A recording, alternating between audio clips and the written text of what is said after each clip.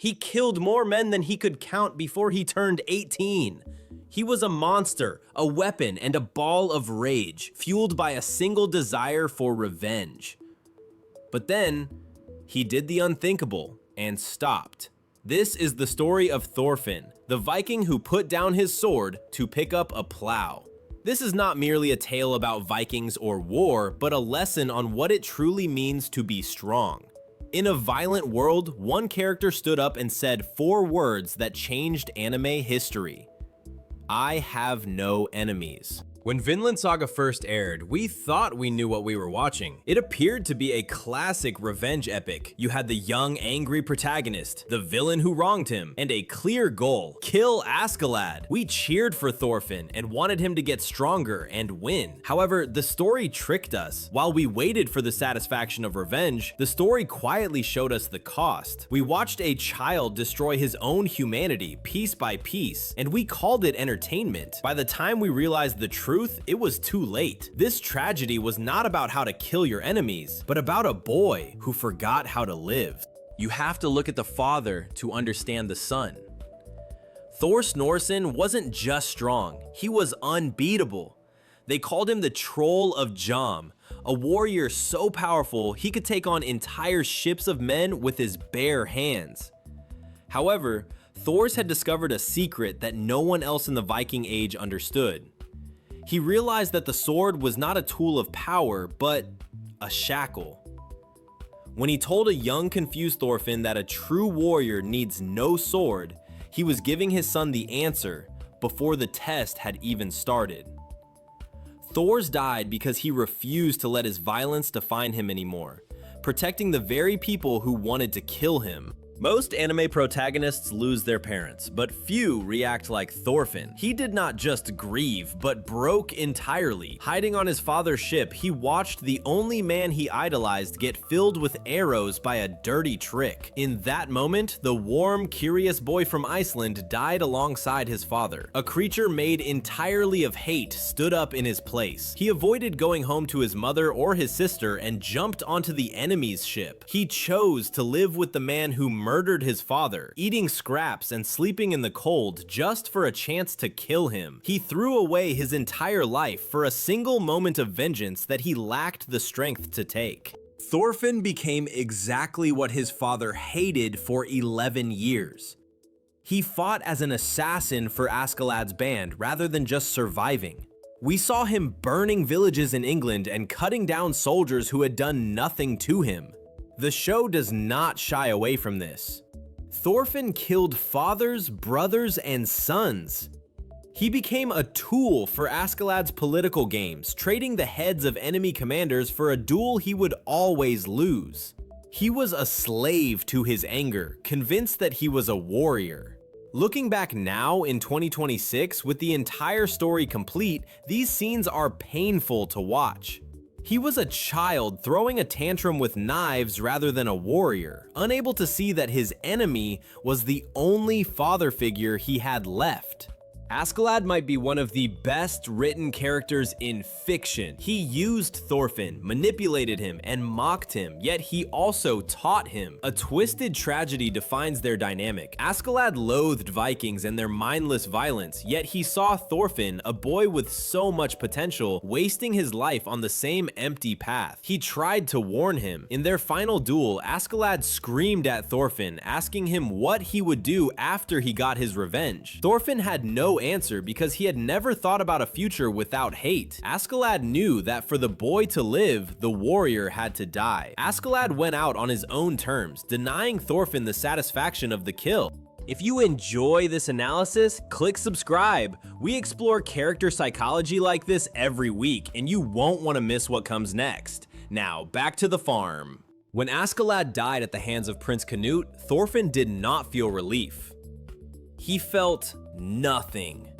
His entire reason for existing vanished in a second. The screams he made as he was dragged away were of total despair rather than anger. Season 2 opens with a Thorfinn we barely recognize. He is a slave on Ketil's farm, but the chains on his wrists are nothing compared to the emptiness in his eyes. He lets people beat him, does not fight back, and does not even care if he lives or dies? Stories rarely strip their heroes of power completely, yet this quiet arc drove the most important part of his journey. He had to hit rock bottom to find solid ground. Einar arrives as a pivotal figure. While Askeladd represented the toxicity of the past, Einar offers the hope of the future. A fellow slave who lost his family to war, Einar had every reason to hate a former Viking like Thorfinn. Instead, he offered friendship. Einar treated Thorfinn like a human being when Thorfinn felt like a monster. He forced him to talk, to eat, and eventually to care. In a beautiful scene where they cut down a tree together, the physical labor replaces the destruction of war. Through Einar's eyes, Thorfinn starts to see the value of creating something rather than destroying it. He learns that hands can grow wheat just as easily as they can hold a dagger. However, you cannot just walk away from a massacre. Thorfinn's PTSD is depicted with scarily realistic detail. He cannot sleep. Every night, the floor beneath him turns into a swamp of blood, and the hands of the men he killed drag him down. This is his reality rather than a metaphor. He realizes that those people he killed had lives, families, and dreams, and he stole it all for a revenge plot that failed. The realization crushes him. He screams in the night because he is being tortured by his conscience, not his masters. This is the moment he understands Thor's. A true warrior feels the weight of every life rather than killing without emotion. The turning point comes when Thorfinn makes a vow. He swears never to hurt another person again. This is a death sentence for a Viking in the 11th century. For Thorfinn, it is the only way to atone. He decides that violence is the coward's way of solving problems. He commits to a path of radical pacifism. He avoids fights and runs from them. He talks his way out and takes the hits. This restraint is not weakness. It takes more strength to keep a sword sheathed when you are being attacked than it does to swing it. He decides to wage war on war itself. The ultimate test of this new philosophy happens when Thorfinn needs to speak to King Canute to save the farm. The guard, a massive bear killer named Drought, laughs at him. He offers Thorfinn a deal: survive 100 full force punches and you can pass. The old Thorfinn would have taken Drought's eyes out in 3 seconds. The new Thorfinn stands there and takes it. 1, 2, 10, and eventually 50 punches land. His face swells and his ribs crack, but he does not lift a hand. The Vikings watching are confused. They do not see a weak slave. They see a man with endurance they cannot comprehend. By the 100th punch, even his tormentor is shaken. Thorfinn wins the fight without throwing a single strike. When Thorfinn finally faces Canute, the King of England, we expect a clash of ideologies. Canute wants to force peace through control. Thorfinn wants to build peace through freedom. Thorfinn says the line that defines his entire existence now: "I have no enemies." It sounds simple, but implies that while people may want to hurt him, he refuses to view anyone as an enemy worthy of hatred. He refuses to dehumanize others. Even the man punching him or the king threatening to kill him are just people. To have no enemies is to liberate yourself from the cycle of revenge. It is the ultimate freedom. Thorfinn's journey teaches us that being dangerous is not the same as being strong. Anyone can destroy. Destruction is as easy as gravity. Building something, forgiving someone, or keeping your composure when everything screams at you to lash out defines true strength. Thor's knew it, and Thorfinn finally learned it. The true warrior does not need a sword, because his presence alone is enough to change the room. He fights to protect the peace rather than to win. This redefinition challenges the conventions of the entire shonen and seinen genre. Usually, the hero gets a better power-up or a sharper sword. Thorfinn's power-up was empathy. Philosophy is useless if it cannot survive the real world. After the farm, Thorfinn travels east, aiming to fund a settlement in Vinland, a land without war. This part of the story, covered in the later arcs, shows that pacifism is difficult. He encounters the crossbow-wielding Hild, who has every right to kill him for his past crimes. He faces warmongering Jomsvikings. Every step of the way, the world tests him. It begs him to pick up the sword just this once, but he refuses. He runs, negotiates, and begs. He proves that "I have no enemies" acts as an exhausting struggle against the world rather than a passive state. Here we are in 2026.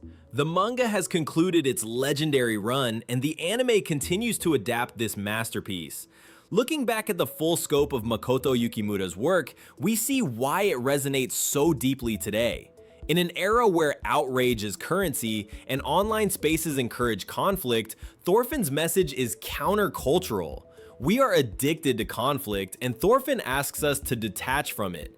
The ending of his story reminds us that utopia is a state of mind you must cultivate within yourself rather than a place found across the ocean. Vinland might not exist on a map, but it exists in the choice to forgive. The boy who wanted to burn the world down became the man who tried to heal it. Thorfinn's hands, once stained with so much blood they could never be clean, ended up planting seeds in the earth. He carried his past instead of erasing it. He carried the weight of every life he took, and he used that weight to anchor him to his principles. He proved that no one is beyond redemption.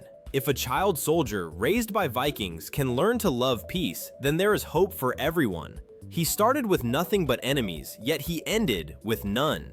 Thorfinn's story forces us to look in the mirror and identify who we are fighting and why. His journey from the battlefield to the wheat field reminds us that true strength is not about how many people you can defeat, but how many you can forgive. This lesson will keep this story relevant for decades. If you enjoyed this detailed look into one of anime's greatest characters, make sure to subscribe for more analysis like this. Thank you for watching, and remember that you have no enemies.